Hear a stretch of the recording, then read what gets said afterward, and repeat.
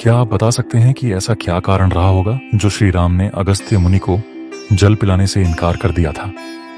अगर नहीं तो चलिए हम आपको इस कथा के माध्यम से बताते हैं। तो मित्रों, बात उन दिनों की है जब श्री राम अयोध्या के राज सिंहासन पर विराजमान हो चुके थे। प्रजा आनंदित थी, चारों दिशाओं में धर्म की गूंज थी और नगर में सौम्यता की सुवास फैली हुई थी। ऐसे ही एक शुभ दिन तपस्वी और दिव्य तेज से युक्त महर्षि अगस्त्य अयोध्या पधारे। जैसे ही श्री राम को यह समाचार मिला कि अगस्त्य मुनि अयोध्या की सीमा में प्रवेश कर चुके हैं, वे तुरंत लक्ष्मण और भरत सहित स्वयं मुनि के स्वागत के लिए नगर द्वार तक पहुंचे। दूर से ही उन्होंने मुनिवर को हाथ जोड़कर प्रणाम किया और आदर पूर्वक उनके चरणों में झुके तथा श्री राम ने विनम्रता पूर्वक मुनि से अपने महल में चलने और भोजन ग्रहण करने का आग्रह किया। अगस्त्य मुनि ने श्री राम की इस विनम्रता और प्रेम को देखकर प्रसन्नता प्रकट की और मधुर वाणी में कहा, राम, तुम्हारा प्रेम और आदर सदैव हृदय को छू जाता है। मैं तुम्हारे निमंत्रण को सहर्ष स्वीकार करता हूं।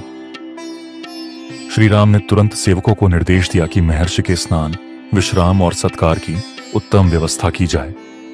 अब अगस्त्य मुनि के लिए भोजन तैयार किया गया। भांति भांति प्रकार के पकवान बनाए गए।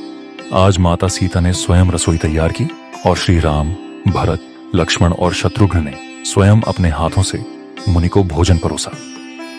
किंतु जब ऋषि ने भोजन करना प्रारंभ किया तो कुछ ऐसा हुआ जिसकी कल्पना श्री राम के अतिरिक्त किसी ने नहीं की थी। अगस्त्य मुनि ने महल में तैयार किया गया सारा भोजन खाकर समाप्त कर दिया। इस स्थिति में और भोजन तैयार किया गया, किंतु वह भी धीरे धीरे समाप्त हो गया। परंतु आशी की भूख अभी भी समाप्त नहीं हुई। धीरे धीरे महल के सभी अन्न भंडार खाली होने लगे तथा राज्य से और अन्न भंडार मंगवाए गए। इस पर लक्ष्मण जी ने मुनि से कहा, महाराज, जब पेट आधा भर जाए तो पानी पी लेना चाहिए। इस पर मुनि ने कहा, हाँ, जब आधा भर जाएगा तब पी लेंगे।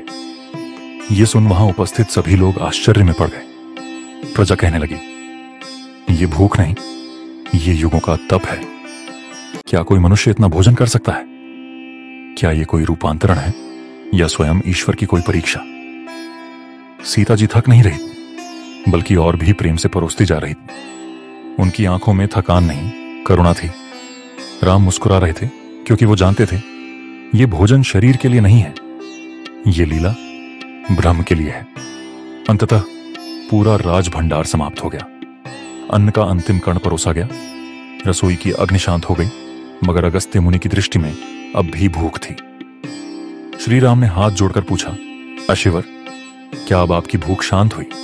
अगस्त्य मुनि ने उत्तर दिया, ध्यान की गहराई से एक गंभीर स्वर में, राम, मेरी भूख शरीर की नहीं है, मेरी भूख प्रतीक्षा की है। यह भूख उन युगों की है जहां जल भी अग्नि हो जाता है। मैं तो केवल प्रतीक्षा कर रहा हूं उस जल की जिसे पीकर मेरा युगों का तप पूर्ण होगा। श्री राम ने धीमे से उत्तर दिया, वह जल इस युग में नहीं। वह जल मैं आपको तब दूंगा जब मैं द्वापर में ग्वाला बनूंगा और जब बादल बरसेंगे, पर्वत कांपेंगे और मैं गोवर्धन उठाऊंगा, तब मैं आपको वह जल दूंगा जो युगों की प्यास को शांत करेगा। अगस्त्य मुनि ने आंखें मूंद ली और कहा, तब तक मैं प्रतीक्षा करूंगा, अग्नि में, आकाश में, समय में, जब तक यह वचन पूर्ण ना हो। इतना कहकर वो एक क्षण में अदृश्य हो गए। मित्रों, कुछ समय बीत जाने के पश्चात श्री राम ने धरती पर अपना अवतार पूर्ण किया और धरती लोक को त्याग दिया। इसके पश्चात त्रेता युग बीत जाने के बाद जब द्वापर युग का प्रारंभ हुआ, तब द्वापर युग के मध्य काल में मथुरा के पास गोकुल में एक छोटा सा गांव था, वृंदावन। जन्हा श्री हरि विष्णु ने एक बार फिर श्री कृष्ण के रूप में धरती पर अवतार लिया। जहां प्रेम बाल रूप में बांसुरी बजा रहा था, कृष्ण ग्वालों के साथ गौन चराते, माखन चुराते धीरे धीरे संपूर्ण ब्रह्मांड की भूमिका रच रहे थे। इस मनोरम माहौल में एक दिन गोकुल वासियों ने कृष्ण के कहने पर इंद्र की पूजा छोड़ दी और गोवर्धन पर्वत की पूजा करने लगे, क्योंकि पर्वत उन्हें वर्षा, जल, चारा और जीवन देता था। इस कारण इंद्र क्रोधित हो उठा। उसने आकाश में बादलों की सेना भेज दी। बिजलियां गरजने लगीं, वज्र टूटने लगे, वृंदावन डूबने लगा। हर दिशा में बाढ़ ही बाढ़। गोकुल वासियों में हाहाकार मच गया। तभी बालकृष्ण मुस्कुराए और उन्होंने अपना छोटा सा बायां हाथ उठाया और उंगली पर पूरा गोवर्धन पर्वत उठा लिया, जैसे कोई कमल की पंखुड़ी हो। गोकुलवासी पर्वत के नीचे आ गए तथा सब सुरक्षित थे। इस प्रकार कृष्ण 7 दिन तक बिना थके वर्षा, वज्र और तूफान को पर्वत की छाया में झेलते रहे। अब श्री कृष्ण ने मन ही मन ऋषि अगस्त्य मुनि को याद किया। है ऋषिवर, आपकी युगों पुरानी प्यास के तृप्त होने का समय आ गया है। तभी आकाश से एक आभा उतरी। बिजलियों के बीच जल की बूंदों में एक धूप के समान देहधारी आकृति अवतरित हुई। ऋषि अगस्त्य।